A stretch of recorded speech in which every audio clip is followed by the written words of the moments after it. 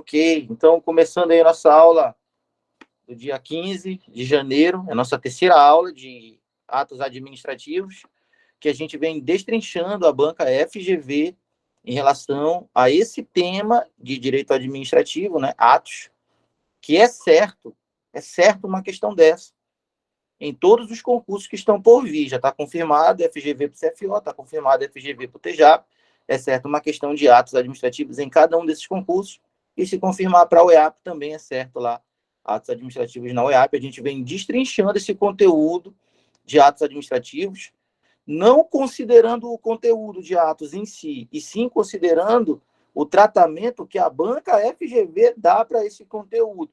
Tá? O que a gente pode falar rapidamente aqui sobre a banca FGV para quem não assistiu ainda, né? Está assistindo direto esse vídeo aqui, não assistiu as duas primeiras aulas sobre atos administrativos, sobre mapeamento de questões na banca FGV, que a gente pode falar que a banca FGV ela gosta de contextualizar a questão.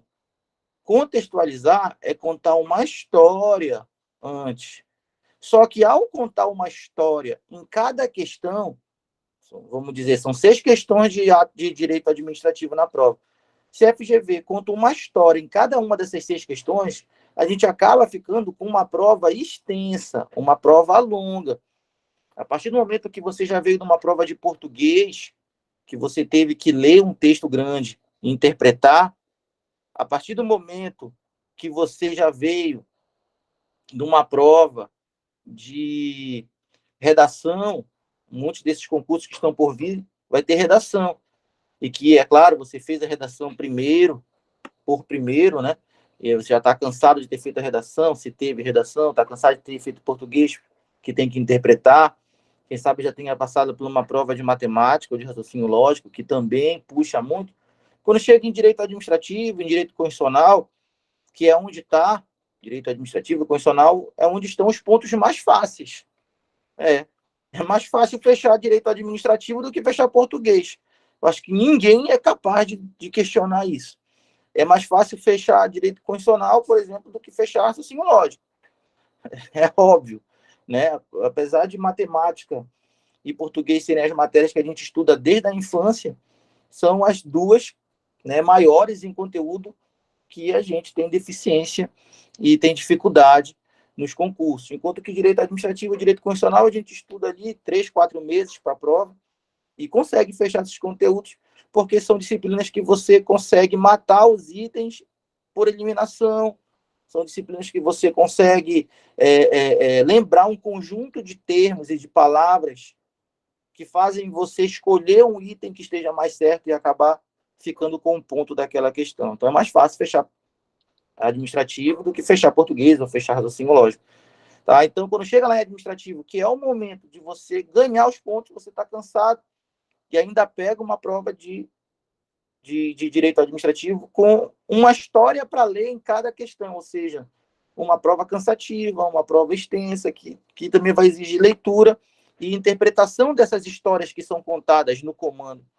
Aí você acaba, né, o candidato despreparado, que não estudou o perfil da banca, acaba nem conseguindo terminar de ler ou tentar resolver todas as questões no tempo dado para a prova. Muito menos passar por cartão resposta. Se enrola tudinho. Tá? Então, já antecipando essa característica da prova FGV, ela é uma prova extensa. Tá? O português é diferenciado, não tem nada a ver com o português da banca FCC. Para quem gostava ali de objeto direto, objeto indireto, crase, transposição de vozes, né? Passiva, voz ativa. Para quem gostava disso daí, a banca FGV é outra pegada, tá? De interpretação de texto para as questões, o que exige mais. As questões de administrativo e de constitucional são mais extensas, né? E aí a banca FGV é uma corrida contra o tempo. Para quem não tem preparo, é literalmente uma corrida maluca. E para quem se prepara, né, fazendo ali uma mentoria de português, fazendo ali uma mentoria de direito administrativo, você acaba adquirindo as técnicas necessárias para encurtar a leitura, para encurtar a marcação dos itens, para, de maneira mais rápida, você eliminar itens e economizar energia mental e conseguir, assim, vencer o tempo. Não porque você correu, e sim porque você pegou os atalhos frutos de uma preparação com técnica. E é isso que a gente oferece aqui. Tá? Então, FGV, para conseguir ser aprovado, não precisam muitos pontos. É só pegar a prova de professor aí. Professor, né? Professores fazendo a prova. Você percebe que, né, teve que baixar o mínimo, que era de 60%, teve que baixar para 50% para poder ter candidatos suficientes para uma chamada, né, de servidores feita pelo governo. Tem que baixar para 50% para ver o nível de dificuldade da prova. Eu não estou dizendo que os candidatos eram ruins, eu estou afirmando, eles são professores, os candidatos. Eu estou dizendo que o nível da prova é diferente. Entendeu?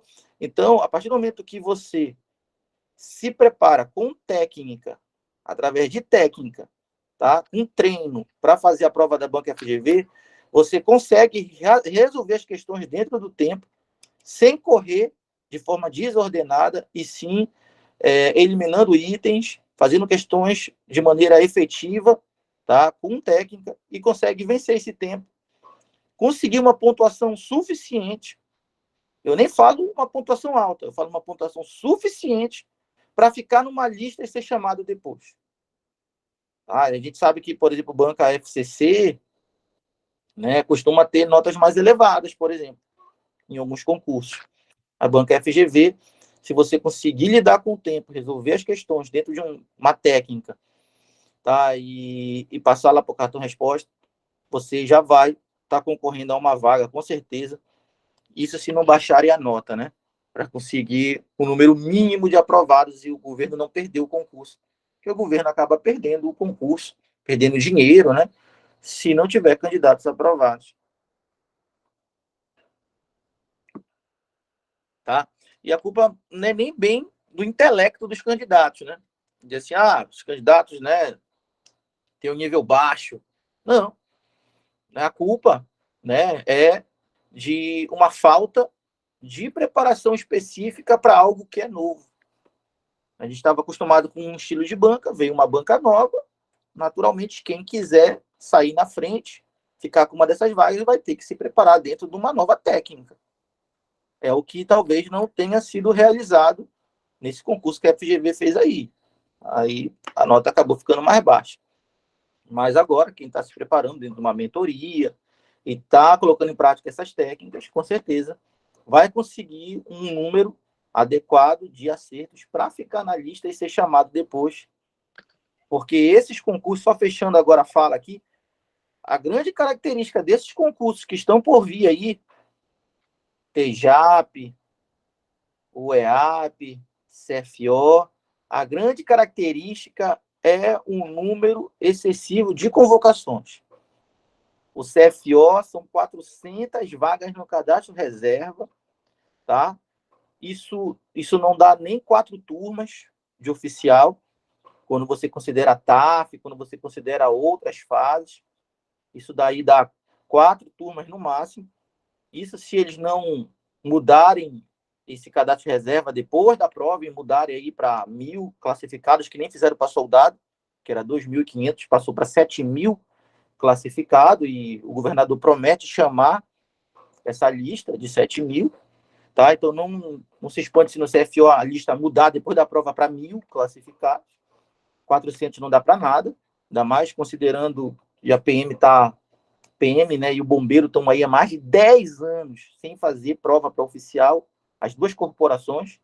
O último concurso da PM foi 2010, do bombeiro foi 2011, para oficial, combatente. Então, com certeza, é pouco esse número aí de vagas de cadastro de reserva, todos vão ser chamados. Né? O EAP, o último concurso da EAP eram 34 vagas, chamaram para mais de 100. Chamaram para mais de 100, tá? Técnicos.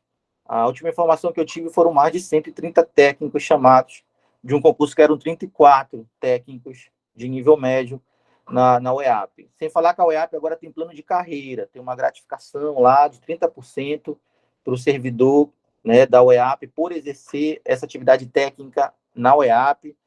Né? Lá na UEAP também agora tem, né, a gratificação por titulação, se você tem a especialização, mestrado, doutorado, tem uma gratificação, tem a gratificação por ser técnico da UEAP, tem carreira para você progredir, promover ao longo do tempo. A cada 1 ano e meio o servidor cresce na carreira e aumenta o salário. Então, né, a UEAP tem todas essas vantagens aí, muito boas para o servidor, que não tinha no primeiro concurso, agora tem. E o TJAP, penúltimo concurso do TJAP foi em 2009, eram aí poucas vagas, acabaram chamando quase 200 técnicos, tá, no concurso de 2009. Veio o concurso de 2014, eram 15 vagas, né, ficaram 4 anos sem chamar ninguém aí, depois resolveram chamar, a lista não foi muito longe, realmente esse de 2014 não teve uma grande chamada de técnicos de nível médio para o TJAP, mas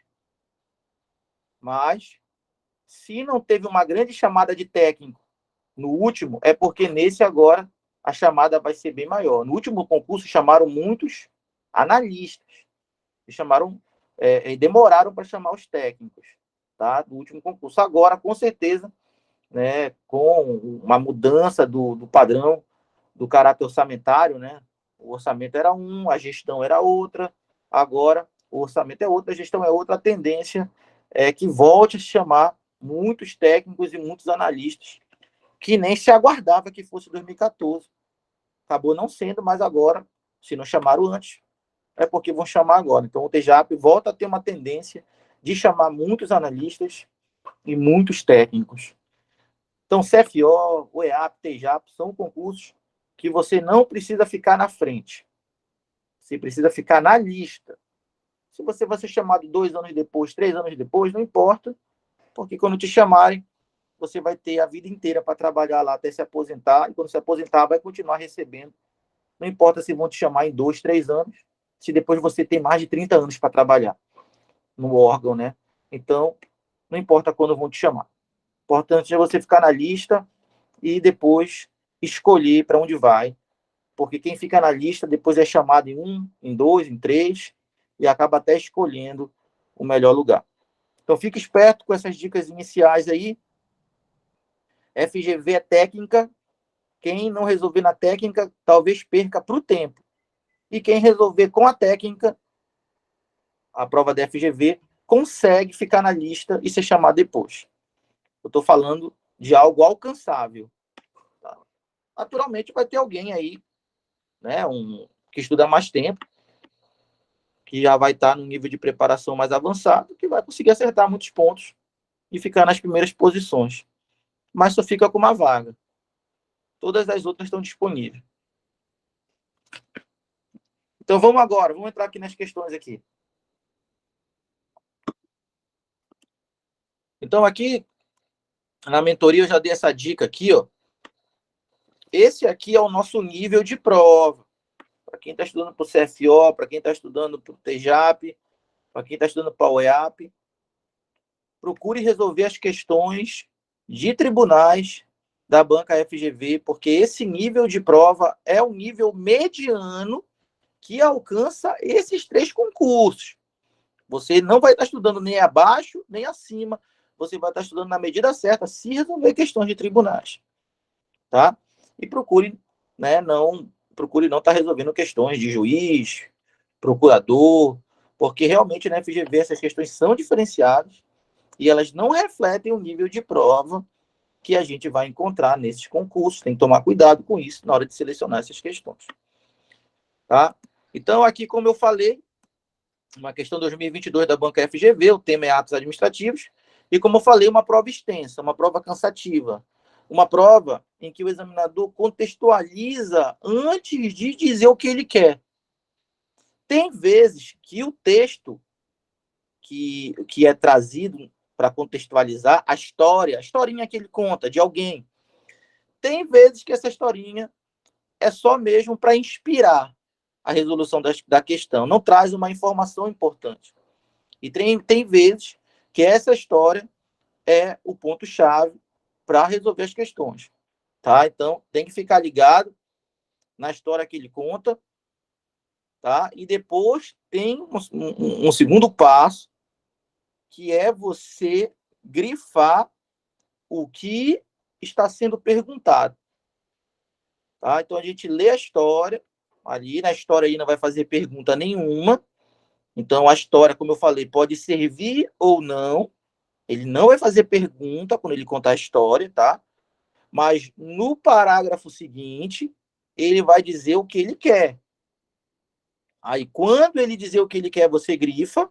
Aí sim, a gente vai saber se a história era apenas para nortear ou se a história era a chave para resolver a questão, tá? Então, vamos ler a história que ele vai contar, já te dizendo que ele não vai fazer pergunta nenhuma na história.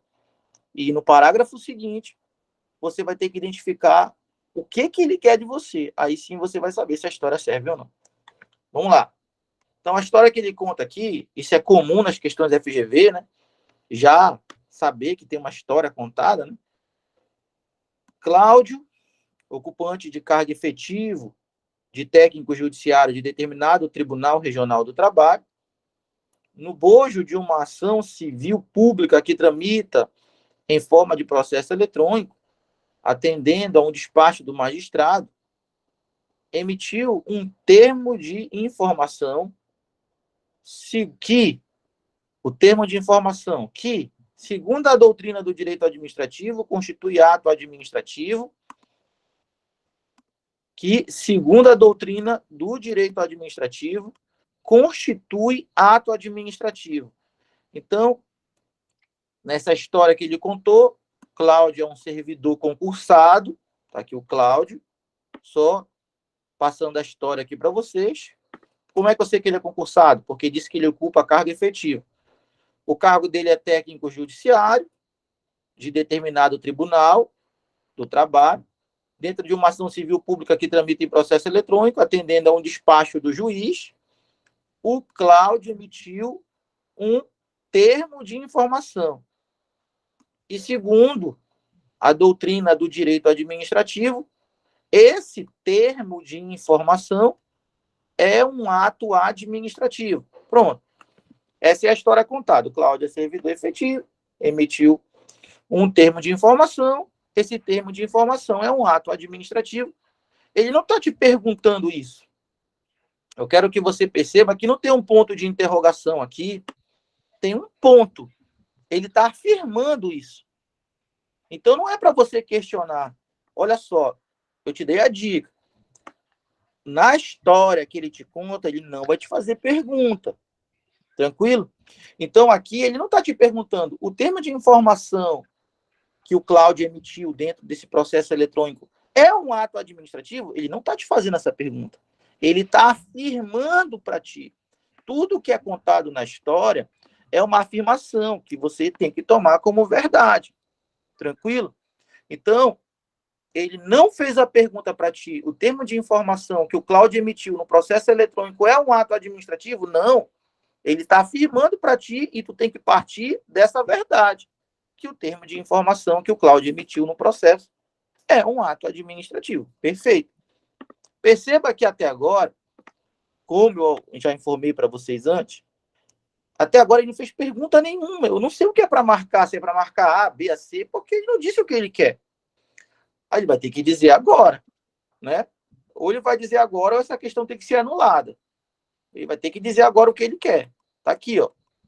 Primeira história, já contou a história, eu li, tá? E não estou questionando a história dele, porque é uma história que ele vai afirmar algo, tá? Agora ele tem que fazer alguma pergunta para mim. Ou ele faz a pergunta, ou eu não vou ter o que marcar nas opções. Tá? Lembrando que nem toda pergunta tem ponto de interrogação, né? Às vezes a pergunta fica subentendida. Nas questões de concurso, a pergunta fica subentendida, não precisa de um ponto de interrogação.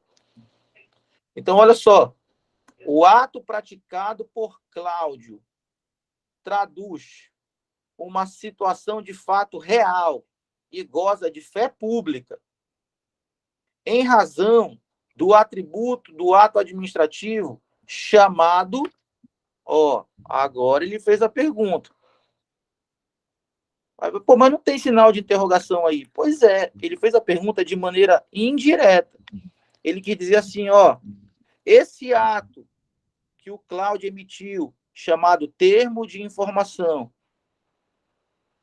ele revela, traduz uma situação, um fato real e goza de fé pública.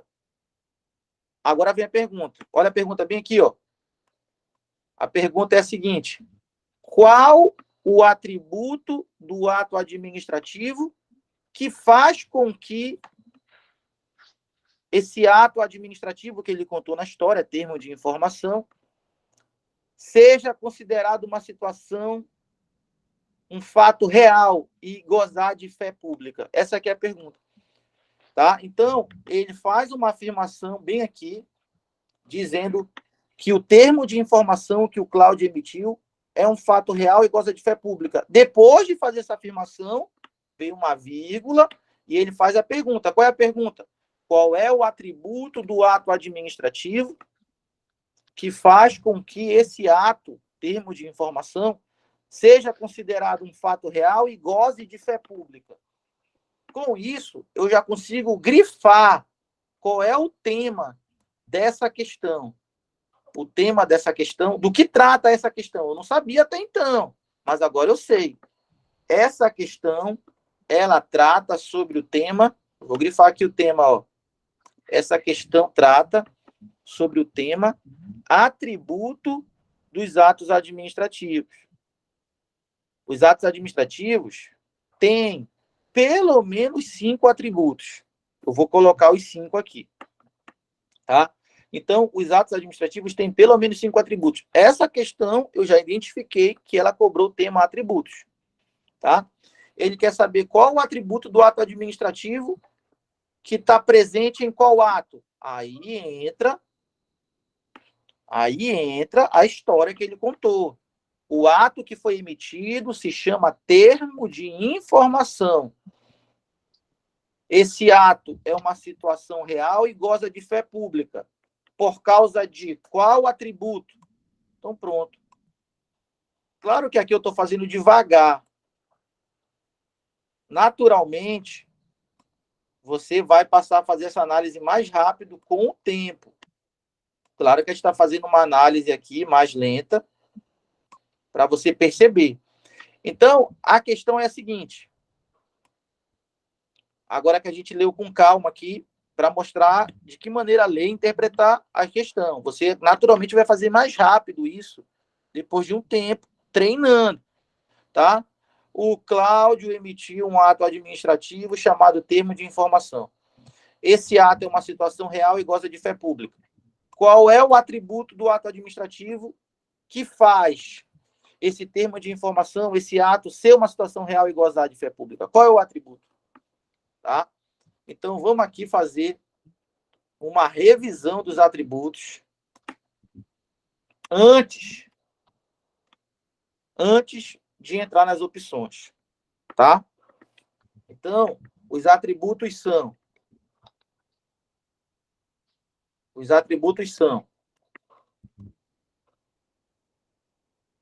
presunção de legitimidade, tá? 2, imperatividade. 3, auto-executoriedade.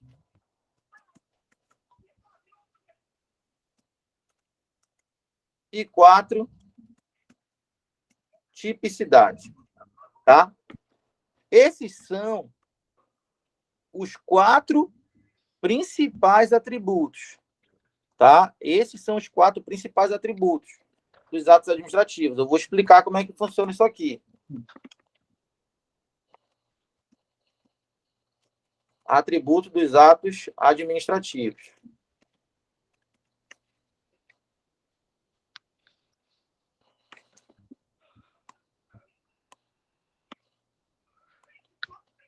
Atributos dos atos administrativos. Esses são os 4 principais. Aí tu vai dizer assim, pô, mas por que 4 principais? Não tem uma lei que traga uma lista para a gente saber quantos são? Olha, não tem. Não existe uma lei que defina quantos são os atributos dos atos administrativos. Não existe essa lei. Cada autor do direito administrativo tem uma opinião diferente sobre a quantidade de atributos que um ato administrativo tem. Então, tem autor que fala em 4 atributos, tem autor que fala em 5, tem autor que fala em 6 atributos. Tá? Então, cada autor que escreve uma obra sobre sobre direito administrativo e que é citado, né, pela comunidade acadêmica, é chamado de doutrinador. Então, cada doutrinador desse tem uma opinião sobre a quantidade de atributos. Para fins de concurso, a base, tá, o mínimo, o principal, são esses 4. Tá? No entanto, a depender da banca, pode haver uma cobrança a mais de atributos. Pode ter uma inclusão aqui de atributos, um desdobramento. A banca FGV, ela cobra esse desdobramento. Então, ó, presunção de legitimidade. Você precisa estudar junto com a presunção de veracidade. Presunção de legitimidade é um atributo, e esse atributo se desdobra em outro. Quer dizer que dentro da presunção de legitimidade existe uma presunção de veracidade. As outras bancas não costumam perguntar sobre a presunção de veracidade, mas a banca FGV pergunta, tá?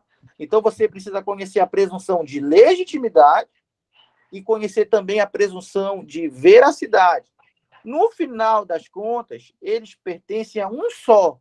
Eles são um só. Tudo é presunção de legitimidade.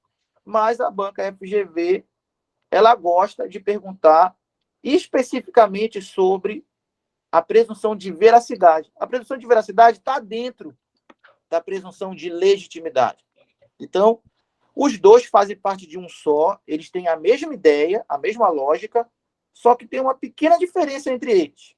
E a banca FGV cobra essa diferença. Tá?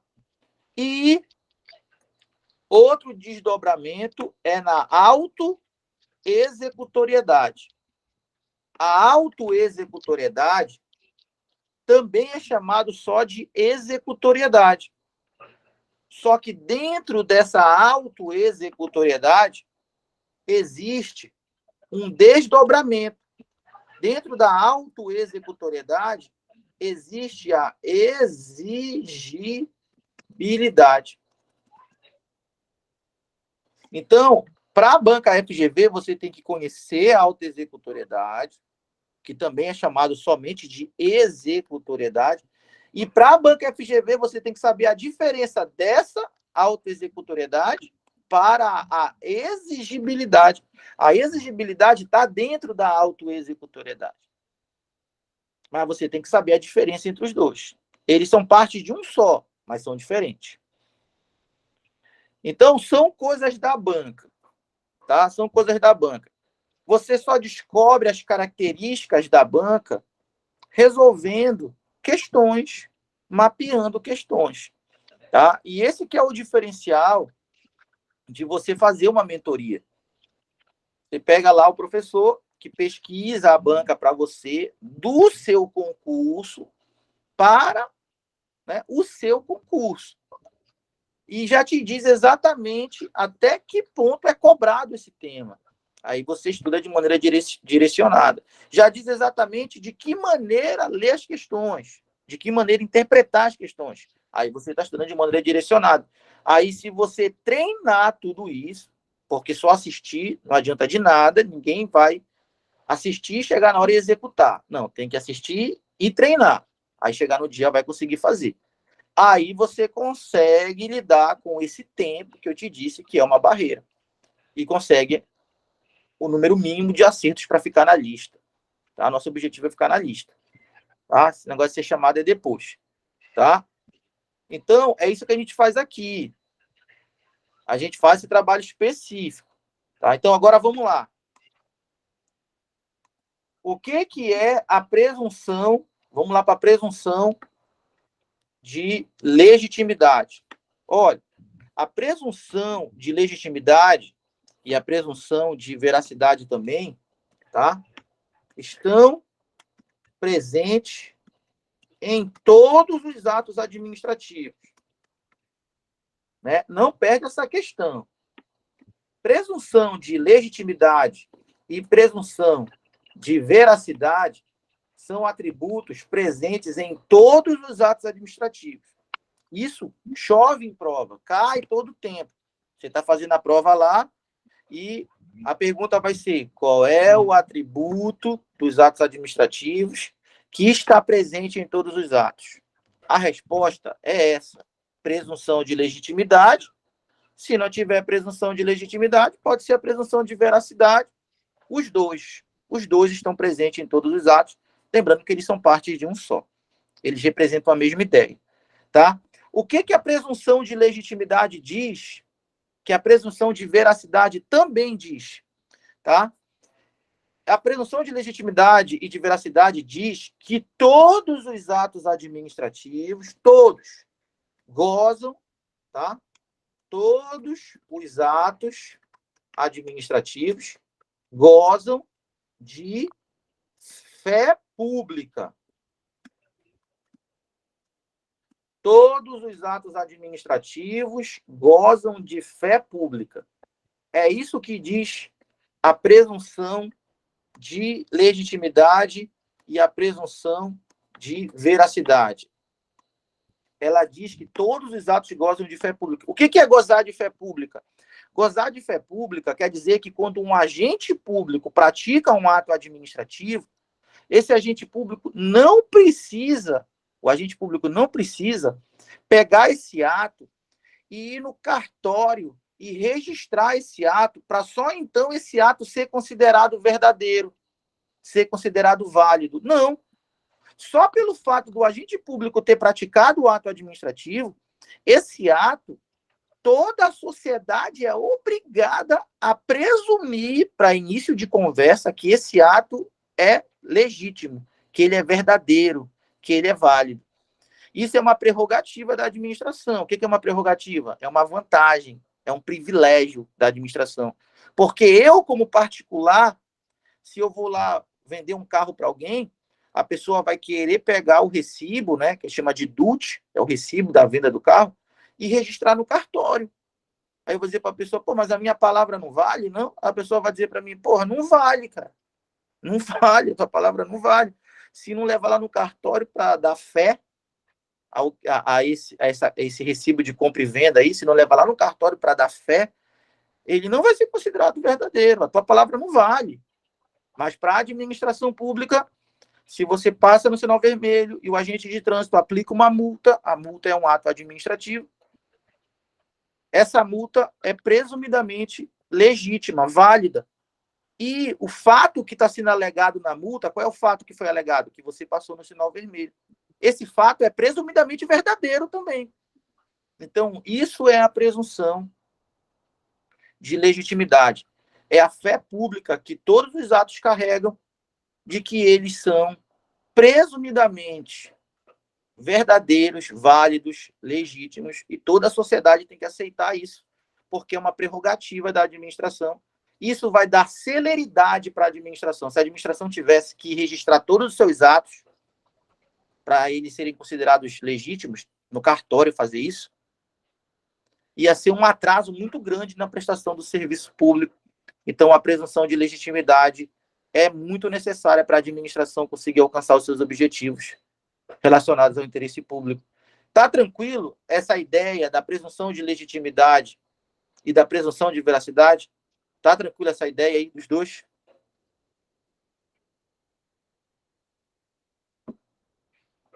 Sim, professor. Tá? Só para a gente falar mais uma coisa aqui que vale para os dois, antes de eu falar a diferença, tá? Eu vou te dizer que essa presunção que todo ato tem, essa presunção, isso aqui é o que pergunta em prova, tá? Essa presunção que todo ato tem, todo ato carrega de ser legítimo, de ser verdadeiro, de ter fé pública, essa presunção é relativa. Ou seja, se ela é relativa, quer dizer que não é absoluta. A presunção é relativa. A presunção não é absoluta. O que isso quer dizer? Isso é o que pergunta em prova, tá? Quer dizer que realmente, toda vez que um agente público praticar um ato, eu tenho que presumir que esse ato é verdadeiro, que o fato alegado é verdadeiro, que o ato é legítimo. Eu tenho que presumir isso. Mas essa presunção não é absoluta. Ela é relativa. Isso quer dizer que eu, como particular, eu posso contestar o ato. Eu posso questionar. Eu posso entrar com um recurso contra o ato administrativo, contra a multa, por exemplo, e provar que o ato é inválido, que o ato é falso, que o ato é ilegal. Lembra de ter passado no sinal ainda agora? Levei a multa. Mas eu não passei no sinal. Aí eu entro com recurso provando que eu não passei no sinal vermelho, que eu passei no sinal verde. Eu provo isso no recurso administrativo. Aí a administração anula esse ato. Por quê? Porque a presunção é relativa. Então, o ato admite prova em contrário para anular ele. Se a presunção fosse absoluta, nunca ninguém poderia questionar um ato administrativo. Se a presunção fosse absoluta, nunca ninguém poderia anular um ato administrativo, porque algo absoluto é algo inquestionável. Tá? Então, essa presunção existe e está presente em todos os atos, mas ela é relativa. Isso quer dizer que ela admite prova em contrário. É possível questionar essa presunção, mostrar que o ato não é legítimo e anular o ato. Isso é possível porque a presunção é relativa. Está tranquila a informação aí da presunção ser relativa?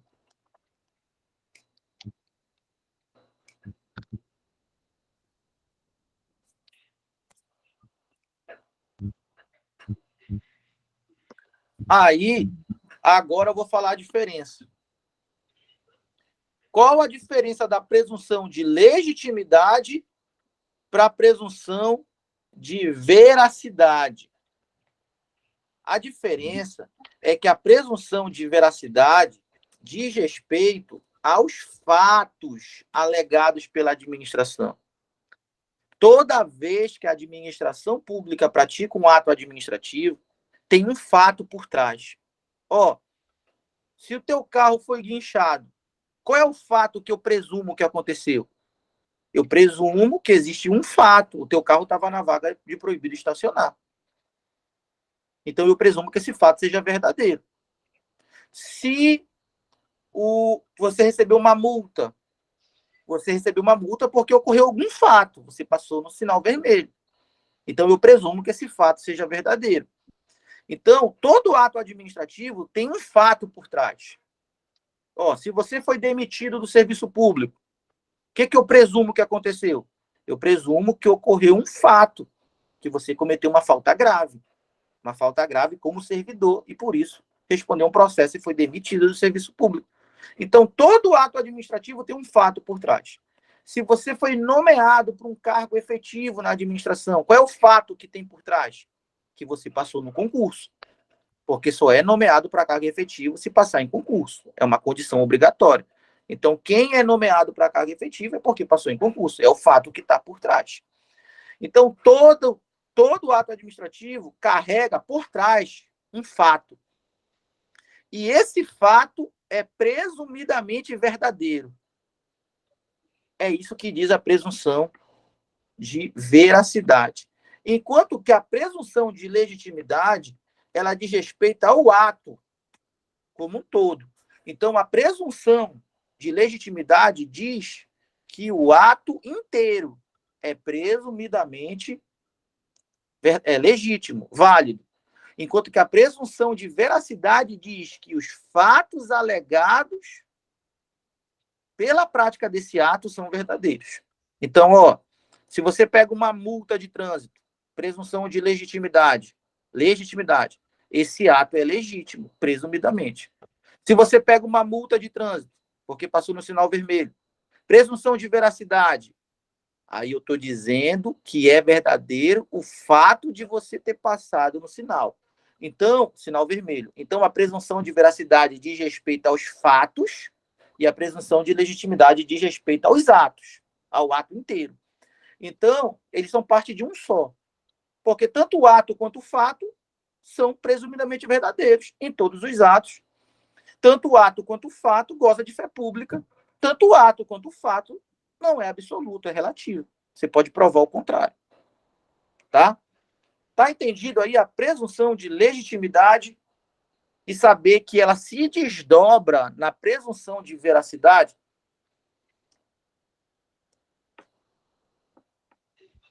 Tá entendido essa ideia aí?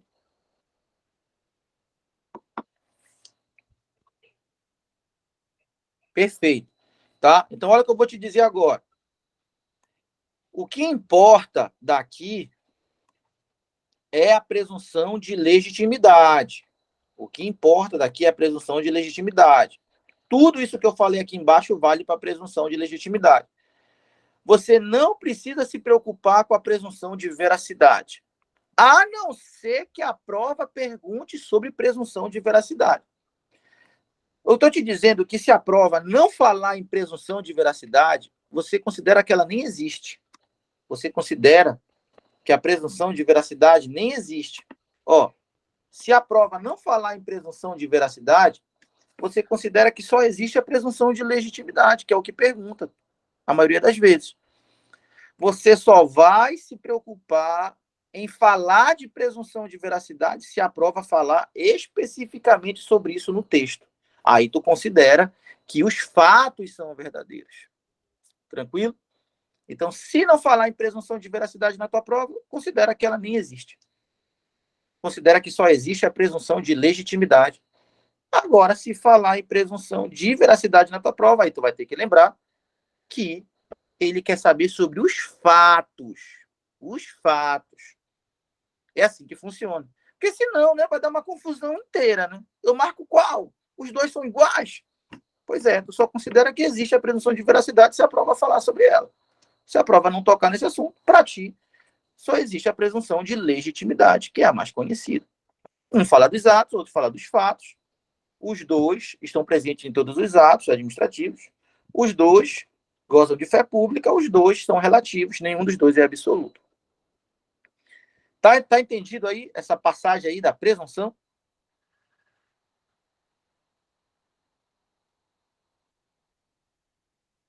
Então, olha só. Falando da imperatividade, eu já começo dizendo assim, ó, imperatividade não está presente, isso aqui pergunta em prova, hein? Em todos os atos. Cuidado que tem ato administrativo que não é imperativo. O que é essa imperatividade que não está presente em todos os atos? Bem, essa imperatividade que não está presente em todos os atos é a prerrogativa da administração de impor obrigações ao particular. Tá? Então, a administração pode impor ao particular obrigações? Pode.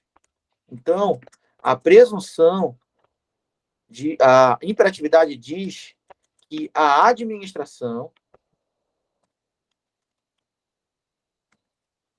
possui a prerrogativa. O que é prerrogativa? A vantagem, né? O privilégio. A administração possui a prerrogativa de impor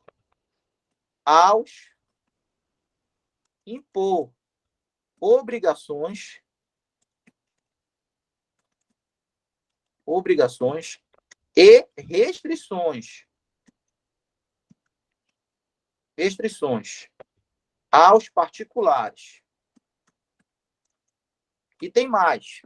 Além da administração, quando usa a imperatividade, poder impor obrigações aos particulares, restrições ao particular, a administração ainda faz isso sem precisar da concordância do particular. O particular concordando ou não, Para a administração, isso não importa. A administração impõe a obrigação na vida do particular. Isso quer dizer que a imperatividade não depende da concordância do particular. A imperatividade é a prerrogativa da administração de impor obrigações e restrições aos particulares, independentemente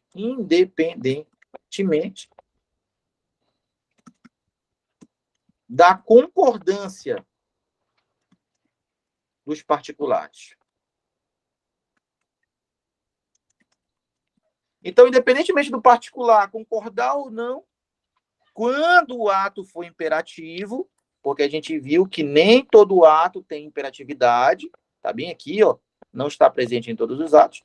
Quando o ato tiver imperatividade, a administração impõe esse ato, o particular é obrigado a cumprir, mesmo que ele não concorde, porque é independentemente da concordância do particular. Então, a gente percebe aí, né, numa blitz, por exemplo, aquele apito do policial, né, aquele sinal sonoro, aquele som é um ato administrativo, na forma de som. Tem ato administrativo que é escrito, como o edital do concurso, é um ato escrito. Tem ato administrativo que é sonoro, que é um som. O apito do policial ali, chamado de Silvio, aqueles sinais sonoros ali do apito do policial no trânsito, do agente de trânsito, é um ato administrativo. Por exemplo, pare. Tem um sinal sonoro que faz com o apito lá. Aquilo é um ato administrativo. Mas o particular não tem a opção de parar ou não. Ele é obrigado a parar, porque aquele ato é imperativo. Tranquilo? Então, o ato administrativo, alguns deles se revestem de uma imperatividade que permite que a administração imponha uma obrigação ou uma restrição na vida dos particulares, independentemente do particular concordar ou não. Essa é a imperatividade, tá? Vamos falar aqui da autoexecutoriedade, tá? Essa autoexecutoriedade, ela também é chamada somente de executoriedade. Executoriedade. Então, autoexecutoriedade ou executoriedade é a mesma coisa para a prova, tá? Exigibilidade é outra coisa, mas nasce da autoexecutoriedade, entendeu? Aí tem que saber a diferença. Para a prova da FGV, tem que saber a diferença, tá? Tem provas que basta saber a autoexecutoriedade, mas para a FGV tem que saber a diferença de executoriedade, tá? Que é a mesma coisa que autoexecutoriedade. Tem que saber a diferença de executoriedade para exigibilidade. Tem que saber a diferença. Tá? Então, olha só. Autoexecutoriedade, tá? Ou executoriedade, tá? É a prerrogativa da administração de executar atos administrativos diretamente, direta e imediatamente, de executar atos administrativos na vida dos particulares. Essa execução de atos administrativos na vida dos particulares, feita pela administração, é uma execução direta, de forma... Essa execução é uma execução realizada de forma direta e imediata pela própria administração. Isso quer dizer que não há necessidade de uma intervenção judicial.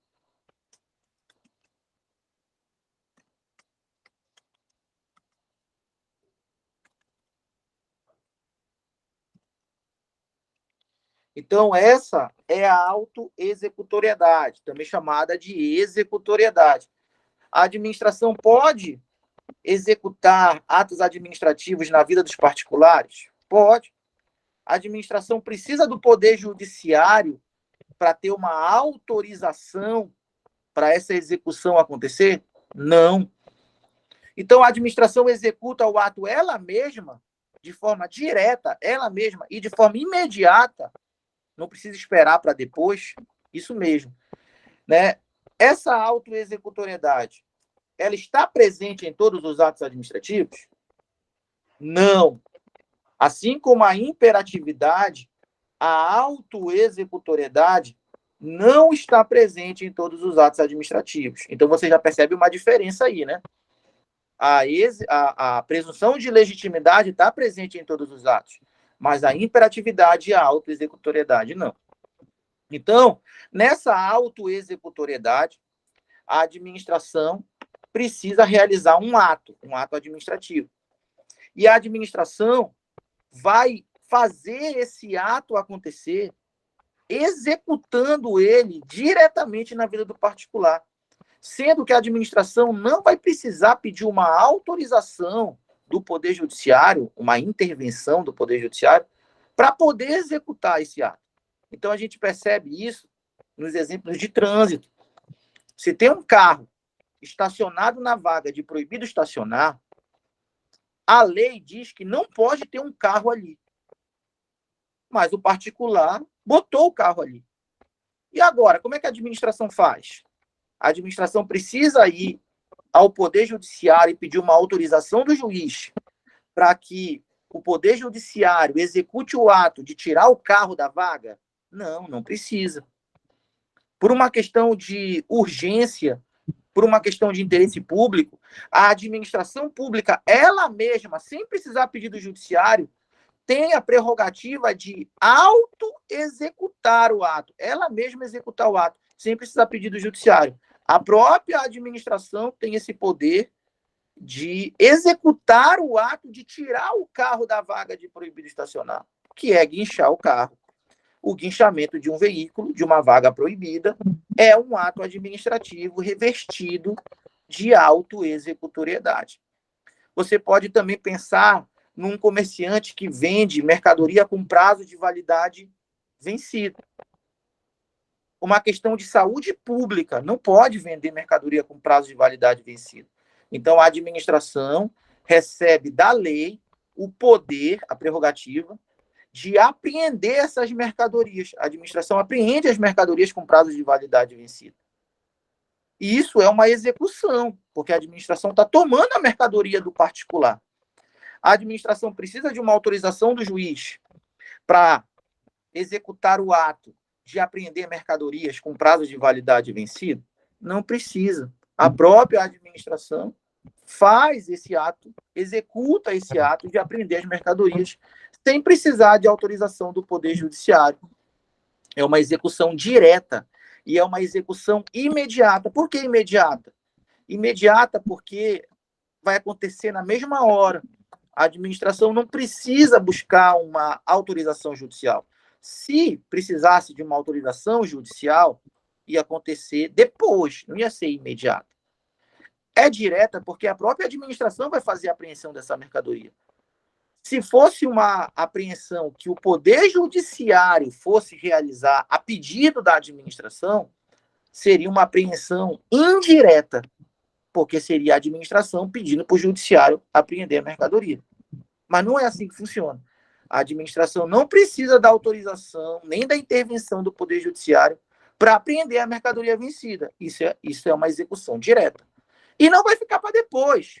Imagina se o fiscal de vigilância sanitária, né, o professor Morfeu, de português, né, hoje é a melhor mentoria de português do professor Morfeu no mercado, né, principalmente para a banca FGV. O professor Morfeu, ele é fiscal de vigilância sanitária aqui do estado do Amapá. Imagina se ele chega lá com o comerciante, encontra a mercadoria vencida e fala para o comerciante, guarda essa mercadoria aí que está vencida. Eu vou rapidinho ali com o juiz pegar uma autorização para poder apreender essa mercadoria. Enquanto isso, deixa guardado aí, tá? Quando voltasse, não ia estar nada lá no lugar. O comerciante ia ter dado fim da mercadoria e nunca ia se chegar em lugar nenhum. É por isso que a execução tem que ser imediata. O mesmo vale para o carro. Então, um restaurante que vende comida estragada, ele tem que ser interditado imediatamente. Porque se for para interditar amanhã ou depois, o pessoal está morrendo comendo comida estragada, passando mal, é uma questão de saúde pública. Então, se a vigilância sanitária se depara com um restaurante que vende comida estragada, a interdição desse restaurante, fechando as portas dele, entendeu? Lacrando lá, fechando as portas do restaurante, essa interdição é uma execução que a própria administração vai fazer de forma direta e imediata. E não vai precisar pedir uma autorização do Poder Judiciário. Apreensão de mercadorias contrabandeadas, sem nota fiscal, né? A interdição de um estabelecimento comercial que vende comida estragada, apreensão de mercadorias com prazo de validade vencida, apreensão de um veículo, tudo isso, né? Apreensão de madeira, né? Extraída de maneira ilegal, tudo isso são atos administrativos que a administração executa por conta própria, não precisa pedir uma autorização do Poder Judiciário, e faz isso de maneira imediata, direta e imediata, porque o ato é autoexecutável e isso é um atributo do ato administrativo. Lembrando que nem todos os atos administrativos são assim. Tem ato administrativo que não é autoexecutável. Tem ato administrativo que a administração não pode, por conta própria, executar o ato. Aí entra em cena se a prova te perguntar sobre isso, hein? Se a prova te perguntar sobre isso, aí entra em cena a exigibilidade. Na exigibilidade, a administração não tem a prerrogativa de executar o ato de forma direta e imediata. Tudo que a administração pode fazer, quando o ato for exigível, é exigir de forma indireta que o particular execute o ato. Mas a administração não pode executar o ato ela mesma. Na prova, só cai um exemplo: a multa. A multa é um exemplo de prova de ato que não é autoexecutável, de ato que é apenas exigível. A multa é o exemplo da tua prova de ato revestido do atributo da exigibilidade, se te perguntarem isso. Por quê? Porque quando você recebe uma multa de trânsito, quanto foi a multa? Olha, a multa foi R$500. Perfeito. Você não pagou a multa está vencida. E tu tem R$500 na tua conta. A administração pode tomar os R$500 da tua conta para pagar a multa? Sim ou não? A administração, ela pode executar a multa tomando essa grana da tua conta e pagando a multa? Eu tinha R$500 na conta. Agora eu não tenho mais. Ah, é porque o Detran executou a multa. Pegou os R$500 da minha conta e pagou a multa. Porra. Pode fazer isso? Não. Se tu não pagou a multa vai ficar vencida lá para toda a eternidade. Tudo que a multa faz é exigir de maneira indireta que o particular execute um ato. Por exemplo, você não tem habilitação, mas a administração quer que você tenha habilitação, que é a licença para dirigir. Mas você foi pego dirigindo sem habilitação. Dada a administração te pegar, te acorrentar, te levar para uma autoescola para assistir, né, as aulas teóricas, depois fazer a prova prática, e te obrigar a ter a licença para dirigir, botar lá um agente público contigo, para te pegar na tua casa, te levar para tirar a licença para dirigir, não tem como fazer isso de maneira direta. Não tem como executar esse ato de você ter a licença para dirigir, mas dá de exigir. Como é que a administração faz para exigir de alguém que dirige sem habilitação e foi pego dirigindo sem habilitação? Aplica uma multa nessa pessoa. Essa multa é uma maneira indireta de cobrar a execução de um ato que a administração não pode executar de forma direta. Entendeu? Então, para diferenciar, as bancas dizem assim, ó, executoriedade,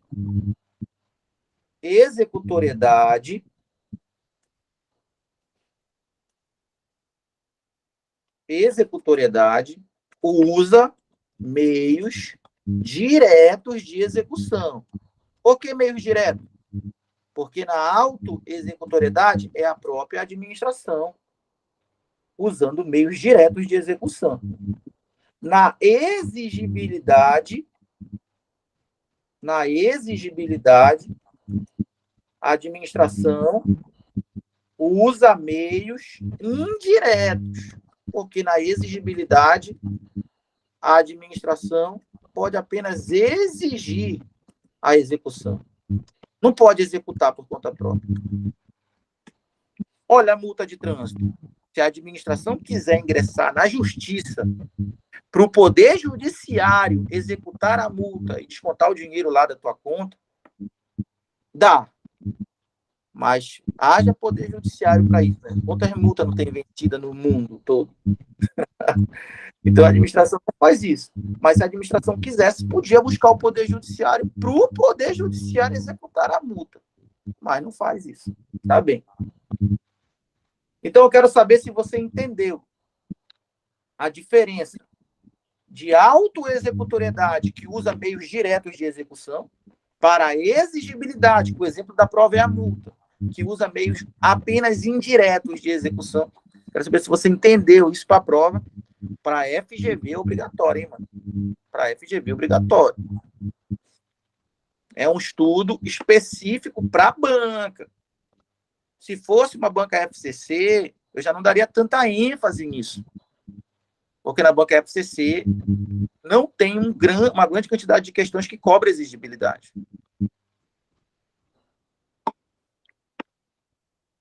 A FCC gosta mais de imperatividade e de presunção de legitimidade. Só. É o que a FCC gosta. Quando é poder de polícia, a FCC cobra a autoexecutoriedade, que a autoexecutoriedade é atributo do poder de polícia também. Tu percebe que na autoexecutoriedade, todos os exemplos que eu dei aqui são poder de polícia.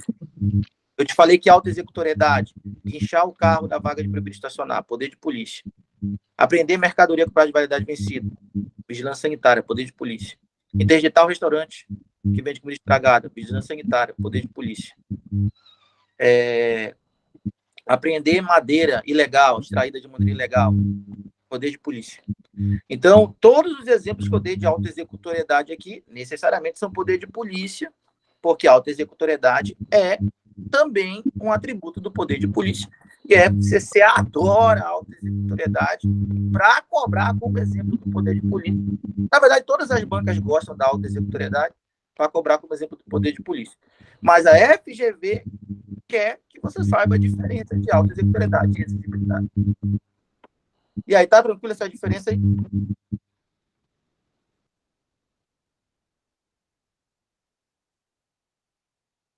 Sim, professor. Então, esse último aqui, a tipicidade, tá? Ele tem uma menor incidência em prova. A tipicidade, né? Quem trouxe a tipicidade para o mundo dos concursos foi a professora Maria Silvia Zanella de Pietro. E ela diz que a tipicidade, tá? É um atributo, né? É a prerrogativa dos atos administrativos de que os atos devem corresponder a figuras previamente definidas em lei. Todo ato deve ser uma figura previamente definida em lei. Não pode inventar um ato administrativo da tua cabeça. Se você praticou um ato administrativo, é porque uma lei trouxe a previsão desse ato. Isso é tipicidade. Tá? Então, tipicidade é o fato de que todo ato administrativo deve ser previsto em lei de maneira antecipada. Deve ser previamente trazido em lei para poder ser praticado. Tá? Então, os atos administrativos devem corresponder a figuras previamente definidas em lei como aptas a produzir determinados efeitos jurídicos.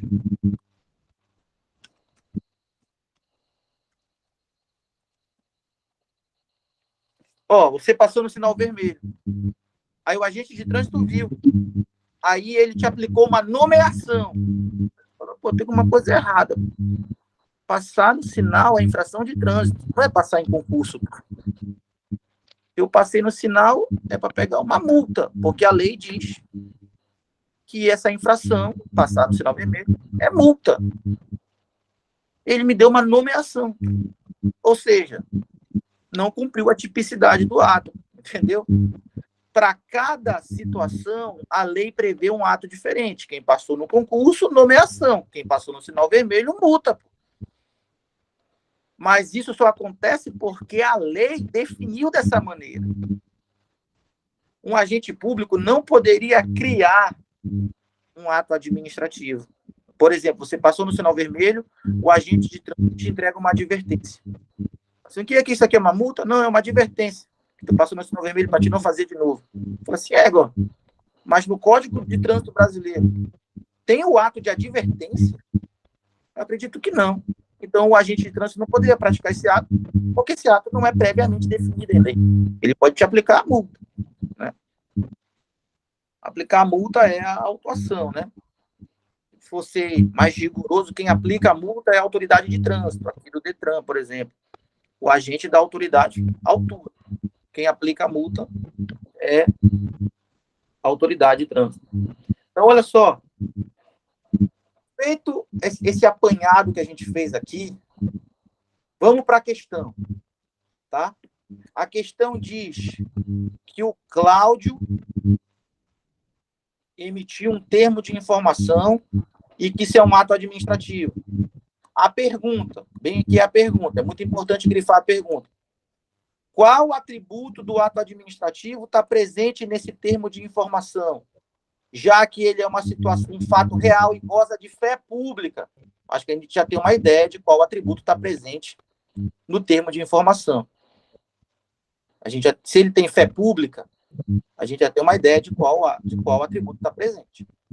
É a autoexecutoriedade, que é o meio indireto de execução do ato e independe de ratificação judicial? Olha, não é a autoexecutoriedade, porque o termo de informação não falou nada de executar o ato na vida de ninguém, e ainda está errado de dizer que a autoexecutoriedade é meio indireto de execução. Né? Está errado 2 vezes aí. Se tiver alguém com coisa ligada aí, desliga o microfone. Então, olha só. É a exigibilidade desse termo de informação, que é o meio direto de execução do ato administrativo, independe de ratificação judicial. Olha, a exigibilidade é o meio indireto, já está errado aqui. Tá? Mas não é a exigibilidade, porque nesse termo de informação não falou nada sobre exigir que um ato seja praticado, que é isso que a exigibilidade faz. Exige de maneira indireta a execução de um ato. É a presunção de legitimidade? Opa, presunção de legitimidade pode ser, porque é uma situação, é um fato real e goza de fé pública. Ele deu a dica aqui. E eu sei que esse negócio de fé pública é da presunção de legitimidade. Vamos lá ler a presunção de legitimidade. Letra C, é a presunção de legitimidade? Vamos ver a justificativa. Que consiste em presunção absoluta de que o ato foi praticado em concordância com a lei e o determinado pelo juízo? Bem, presunção de legitimidade eu sei que é, porque o ato goza de fé pública. Mas essa fé pública é ou não é uma presunção absoluta? Não é absoluta. Então, não pode ser a letra C, porque a justificativa está errada. É a coercibilidade. Olha, essa coercibilidade é o mesmo contexto da imperatividade, tá? Essa coercibilidade é a mesma ideia da imperatividade, tá? Já se liga nesse sinônimo aí. É a coercibilidade, né? É a imperatividade? Bem, esse termo de informação trouxe uma obrigação ou uma restrição para a vida de alguém, que é o que a imperatividade faz? Não. Então, não é a coercibilidade, segundo o qual o jurisdicionado está obrigado a cumprir o ato até 5 dias após não sei o quê. Então, não é a coercibilidade, porque a coercibilidade é a mesma ideia da imperatividade e fala de uma obrigação que a administração cria para o particular, independentemente da concordância dele. É a presunção de veracidade? É. Por quê? Porque a gente sabe que a presunção de veracidade está dentro da presunção de legitimidade, tá? E a presunção de veracidade diz respeito aos fatos. Agora que ele falou disso, eu vou botar fatos aqui. E essa presunção de veracidade, assim como a de legitimidade, é relativa, porque admite prova em contrário. Pois admite prova em sentido contrário, mas causa a inversão do ônus da prova dos fatos constantes no ato administrativo. Certo? Né? O gabarito, a letra E, é a presunção de veracidade, que diz respeito aos fatos, ou seja, esse termo de informação, ele presumidamente traz fatos verdadeiros. Essa presunção é relativa, porque admite prova em contrário, só que ela causa inversão do ônus da prova dos fatos constantes no ato administrativo. Vamos pegar essa informação aqui, ela é verdadeira, e vamos botar no nosso material. Presunção de legitimidade e presunção de veracidade, característica de prova, segundo a banca FGV, presunção de legitimidade e presunção de veracidade, causa a inversão do ônus da prova dos fatos constantes no ato administrativo. O que é uma inversão do ônus da prova? Uma inversão do ônus da prova é que, quando o particular questiona o ato, seja o ato ou seja o fato, qualquer um dos dois é questionável porque é relativo à presunção. Mas quando o particular questiona o ato ou questiona o fato, ele pode questionar porque é relativo, ele pode colocar a prova em contrário, o ônus da prova não é da administração. O ônus da prova é de quem é do particular que questiona, não é da administração. Isso é uma inversão do ônus da prova. Porque, tá? Como regra, o ônus da prova cairia para a administração que praticou o ato. Mas, como isso é uma prerrogativa da administração, então o ônus da prova é invertido e ele cai para o particular que alega. Então, o particular está alegando que esse fato não é verdadeiro, ele que prove que o fato não é verdadeiro. Não cabe à administração provar que o ato é verdadeiro. Cabe ao particular provar que o ato não é verdadeiro, que ele é falso e deve ser anulado. Isso é uma inversão do ônus da prova. O dever de provar que o ato é ilegal não é da administração. O dever de provar que o ato é ilegal é do particular que alega. Isso é uma inversão do ônus da prova. É uma característica da presunção de legitimidade e da presunção de veracidade. Então, o gabarito aqui é a letra E, tá? Mas, para quem está treinado, a pessoa leria esse texto, saberia que o texto está falando de termo de informação, depois, quando viria para a pergunta, a pessoa iria identificar que a pergunta é sobre atributo do ato administrativo e está perguntando qual atributo justifica que seja uma situação real, esse termo de informação, um fato real, e que ele goza de fé pública. Falou em gozar de fé pública, falou de fato real, automaticamente a pessoa que está treinada, que está com o conteúdo em dia, sabe que só pode estar tratando de presunção de legitimidade. Aí a pessoa vinha para cá, para a questão, automaticamente essa pessoa teria que eliminar a A, porque fala de autoexecutoriedade e não de presunção, porque falou lá de fé pública. Não é a autoexecutoriedade que fala de fé pública. Teria que eliminar a B automaticamente, não precisava nem ler, porque não é a exigibilidade que fala de fé pública. Teria que deixar a C para ler, porque a presunção de legitimidade fala de fé pública. Teria que eliminar de cara a letra D, porque essa daí não fala de fé pública, e teria que ler a letra E, porque essa aqui fala de fé pública. Então, a presunção de veracidade fala de fé pública, né? Então, o cara treinado, o candidato treinado, quando visse que está perguntando de fé pública e está falando de o fato ser real, a pessoa já vinha para ler a C e a E. Ia descobrir na C que presunção absoluta não existe e já eliminava a C e só podia ficar com a E. Uma pessoa treinada faria essa questão em 2 minutos, que seria o tempo para ler a historinha, identificar do que trata, automaticamente eliminar a B e a D, e depois, na hora de ler a C e a E, a pessoa já eliminava essa presunção absoluta aqui. E já ficaria com a letra E. Né? Então, essa seria a pegada de alguém treinado. A pessoa leria a história, tá? A pessoa leria a história, identificaria do que ela trata, marcaria aqui na pergunta qual é a pergunta que foi feita, e ao identificar a pergunta que foi feita, já eliminaria 3 itens e ficaria entre 2. A maioria das questões da banca FGV são assim. Você lê a história, marca o que foi perguntado, e depois, a maioria das questões automaticamente dá de eliminar 3 itens. E você fica entre 2. E esses 2, na segunda linha, depois da vírgula, já vem uma informação que elimina um dos 2. É uma característica constante nas questões da banca FGV. Isso é um padrão de prova. As questões são assim.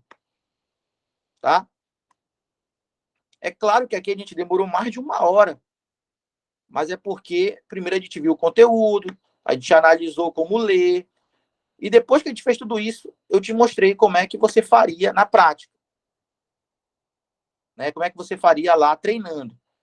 Porque aqui a gente está vendo passo a passo, pegando na mão e fazendo. Mas na hora do simulado, eu vou trazer esse simulado aqui, né? Durante o mês de janeiro, segue a nossa mentoria, e aí vai ter esse simulado para você colocar em prática essas regras que a gente está colocando aqui de resolução de questão. E você tem que fazer isso por conta própria também, né? Vamos para mais uma aqui. Uma questão de 2021. Vamos lá. Então, a questão da banca FGV de 2021 caiu na FunSaúde, uma fundação pública, né, do Ceará, para o cargo de advogado. Como eu falei, uma história.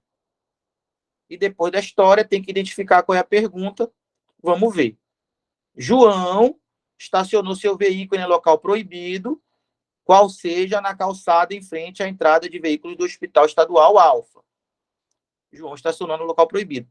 Avalie as 2 providências distintas que podem ser adotadas pelo poder público, observadas cautelas e procedimentos legais cabíveis. Então, lembra o que eu te disse? Aqui nesse texto, ele está fazendo uma pergunta ou ele está afirmando coisas que tu tem que considerar a verdade? E aí?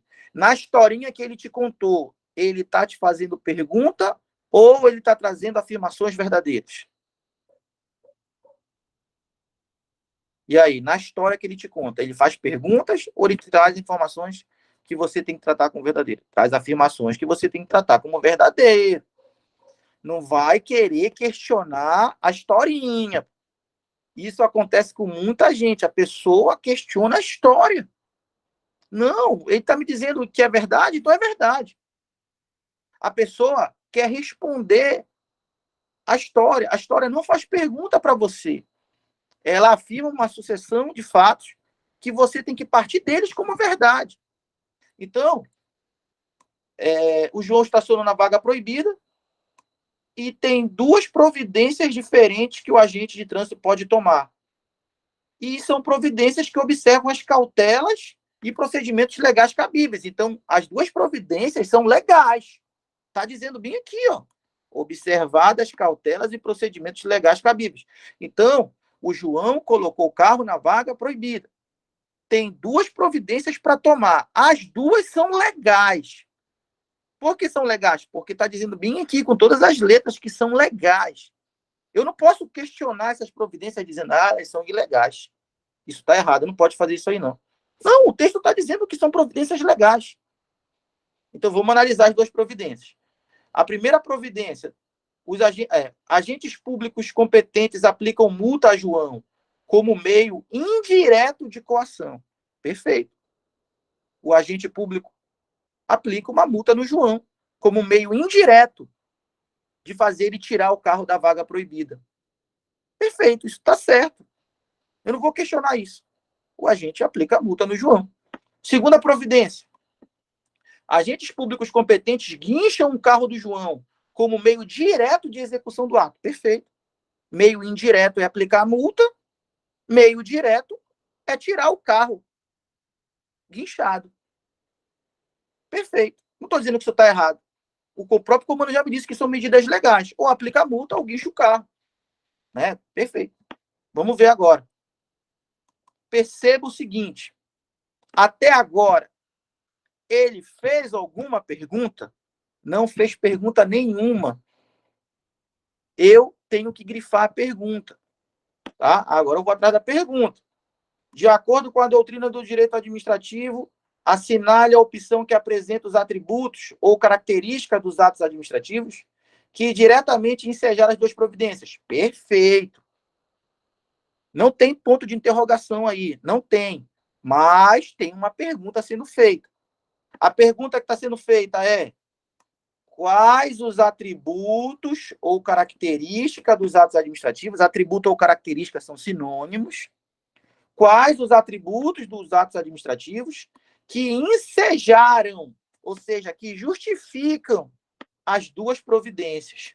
Então, qual é o atributo que justifica aplicar uma multa? Qual é o atributo que justifica guinchar o veículo? A gente sabe dessas coisas? A multa, qual é o atributo que está por trás da multa? Pô, só tem um exemplo na tua prova que é multa, né? É o atributo da exigibilidade. Está batido isso. E guinchar o carro, qual é o atributo que está por trás? Qual é o atributo que está por trás de guinchar o carro? Pô, batido também. Guinchar o carro é autoexecutoriedade. Guinchar o carro é autoexecutoriedade ou somente executoriedade. Autoexecutoriedade ou somente executoriedade. Dá no meio. Agora, bora para as opções. Para quem identificou isso rapidão, já ia direto na letra D. Simplesmente porque você identificou no comando o conteúdo. Depois você identificou o que foi perguntado. Meios diretos de execução, autoexecutoriedade, guinchar veículo. Meios indiretos de execução, multa. Multa é um meio indireto de execução ou de coação. Coação é fazer com que o particular tire o carro de lá. Entendeu? Então, gabarito letra D. Essa daí, para quem está treinado e está com conteúdo em dia, faria em 1 minuto e meio, 2 minutos. Perceba que outros candidatos até poderiam acertar essa questão, mas eles acertariam em 6, 7, 8 minutos. E você fazendo ela, já sabendo que as características delas são essas, que tem uma história, que eu tenho que considerar como verdade, que eu tenho que grifar a pergunta, que ao grifar a pergunta eu vou direto na resposta. Você fazendo isso daí, esse passo a passo, resolvendo em 2 minutos, você não está empatado com um concorrente que acertou essa questão em 8. Porque se ele acertou em 8, tu acertou em 2, tu está 6 minutos na frente dele. Sendo que ele marcou ainda com dúvida e está mais cansado. Tu marcou com certeza e está descansado. Vocês estão, né, como dizem aí no mundo do futebol, né, você está em outro patamar. Em outro patamar, né? Porque você está surfando de acordo com a prova. Enquanto o teu concorrente até acertou a questão, mas está nadando contra a maré. É isso que diferencia o aprovado, né, de quem, né, não passa. né? É saber lidar com a prova da maneira que ela vem, porque você treinou para ela vir desse jeito. Não é na sua vez que a FGV vai mudar a cara dela. As questões vão continuar vindo com essa mesma cara. Você estando treinado no conteúdo e na maneira de fazer as questões, você vai conseguir fazer no tempo adequado, né? Com um nível de confiança adequado, para conseguir ficar na lista e com o tempo ser chamado. Porque muita gente, às vezes, pretensiosa, né? O cara está estudando e fala assim, não, que eu quero ficar entre os 10 primeiros. Como se fizesse alguma diferença na remuneração. O primeiro colocado para o último chamado. O último CFO que teve eram 20 vagas, chamaram mais de 250. E esse cara, que foi o 250 e pouco, hoje já é capitão, né? Aí já faz mais de 10 anos isso, já é capitão, e ganha a mesma coisa que o outro que passou na primeira chamada lá, e é capitão também. Então, grande diferença, né? Tem uma diferença na antiguidade ali, um manda no outro, mas na hora de pegar o dinheiro no banco é a mesminha, entendeu?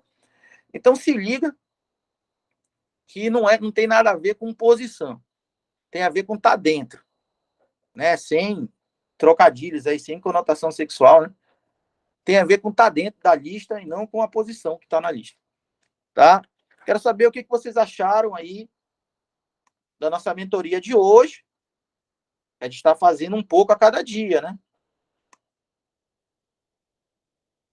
Cada dia uma ideia diferente.